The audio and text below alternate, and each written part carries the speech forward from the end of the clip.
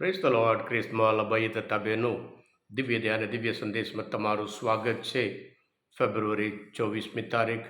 આ સંદેશ સાંભળા તમારા સૌ માટે પ્રાર્થના કરું છું. તમારા બાઇબલ લઈ લો, પ્રભુના વચન સાંભળીએ. માથીનો ગ્રંથ 6 અધ્યાય 7થી 15મી કલમ સુધી.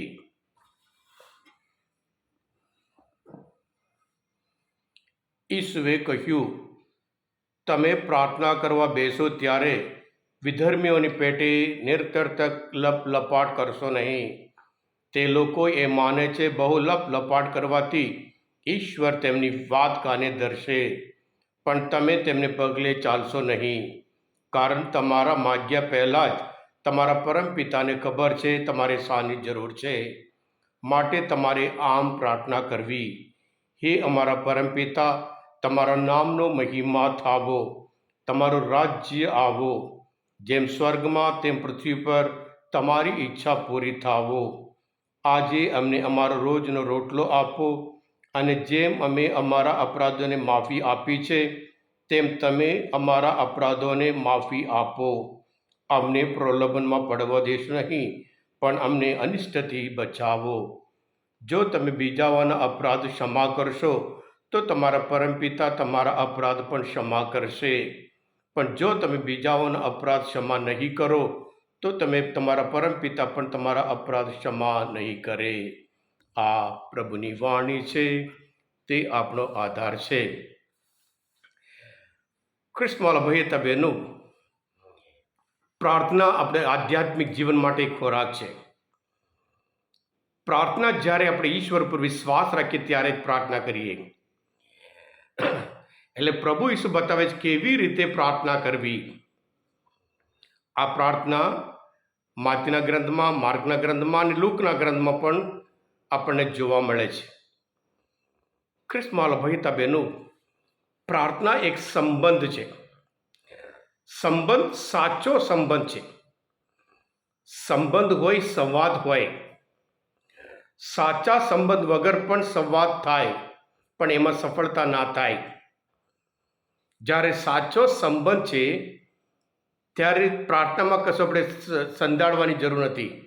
આપણે નહીં, ઈશ્વર પોતે કશું સંધાડતા નથી. એમ કરીને ઉત્પત્તિના ગ્રંથમાં 18મો અધ્યાયમાં 17મી કલમમાં ઈશ્વર પોતે કહે છે, મારા મિત્ર અબ્રાહમ પાસેથી હું કશું છુપાવતો નહીં.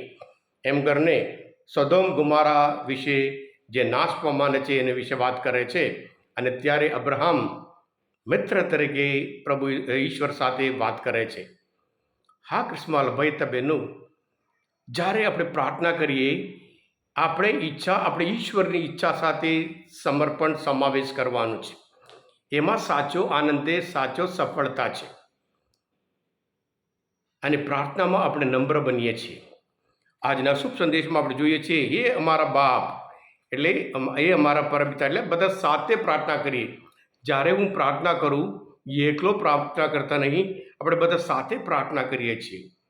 અને સાથે સાથે પ્રભુ કહે, લપલપાટ કરશો નહીં, કારણ કે આપણા પરમપિતાને ખબર છે અમારી શાની જરૂર છે. એટલે આપણે તો માત્ર ઈશ્વરનો સ્તુતિ કરવાનું હોય, ઈશ્વરનો આભાર માનવાનો હોય, ઈશ્વરની આરાધના કરવાનું હોય, અને સાથે સાથે આપણે જરૂરિયાત પણ રજૂઆત કરી શકીએ છીએ. હા ખ્રિસ્તમાં ભયતા બહેનો, પ્રાર્થના આપણા જીવનમાં સફળતા બખે છે. પ્રાર્થના આપણા જીવનમાં આનંદ આપે છે. પ્રાર્થના આપણા જીવનમાં મુક્તિ આપે છે, મુક્ત કરે છે. જ્યારે પિતર જેલમાં હતા અને ત્યારે ત્યાં જેલમાં રહેતા રહેતા પિતર પ્રાર્થના કરે છે. પ્રેષિતોના ચરિત્રમાં આપણે જોઈએ 12મો અધ્યાયમાં, ત્યાં દેવદૂત આવીને જેલનો દરવાજો ખોલી નાખે છે, એ મુક્ત થઈ જાય છે. અને એવી રીતે નામાન સિરિયા દેશનો છે, એના શરીરમાં કોઢ, કુષ્ઠરોગ, ભલે બહુ બધું સેનાધિપતિ હતો, જાત જાતની તવાખરી, અને પછી ઇઝરાયલ દેશમાં આવે છે. ત્યારે પૈગંબરને મળી, પૈગંબર જેમ કહે છે પ્રભુ કહે છે, અને ત્યારે એ સાજા પણ મળીને જાય છે. ઇઝરાયલના દેવ યહોવા દેવનો આભાર માની સ્તુતિ કરે છે, અને ઇઝરાયલની માટી લઈને ત્યાં જઈને પણ યહોવા દેવ માટે મંદિર બનાવે છે. અને આમ તો આપણે તો ઘણા બધા દાખલા જાણીએ છીએ. યોબના જીવનમાં કેટલું બધું દુઃખ, કેટલું બધું કષ્ટ, કેટલી બધી વેદના, ત્યારે પણ પ્રાર્થનામાં, અને પ્રાર્થનામાં જેટલું ગુમાવ્યા એનાથી બધું ડબલ મળી જાય છે. ડેનિયલ જોખમ વચ્ચે, સિંહો વચ્ચે, ગુફામાં રહીને પ્રાર્થના કરે છે. હા કૃષ્ણમાલા ભાઈ હતા બહેનો, આવી રીતે યહોશુ આપણે જાણીએ છીએ, યરીકો શહેર બહાર એ લોકો ઈશ્વરનો સ્તુતિ કરતા રહે છે અને કેવી રીતે દિવાલ અંદરથી બહાર પડી જાય છે. એટલે કારણ પ્રાર્થના માટે એટલી બધી શક્તિ છે એ બતાવે છે. એટલે આપણે પણ જ્યારે પ્રાર્થના કરીએ કે પ્રભુ પર સંપૂર્ણ વિશ્વાસ રાખીએ અને પછી આપણું જે જરૂરિયાત હોય, જે દુઃખ હોય, જે વેદના હોય, જે સફળતા, બધું રજૂઆત કરીએ. પ્રાર્થના એક મોબાઈલ જેવું છે. મોબાઈલમાં જે વ્યક્તિ સાથે આપણે વાત કરીએ, આપણે એની એક સાથે એક થઈ જઈએ છીએ.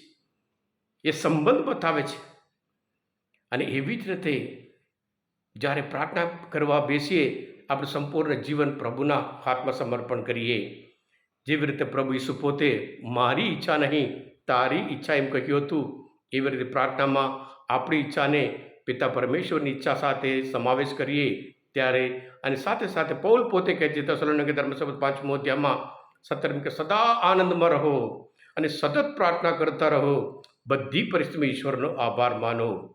સદા આનંદમાં રહીએ, સતત પ્રાર્થના કરતા રહીએ, બધી પરિસ્થિતિમાં ઈશ્વરનો આભાર માનીએ.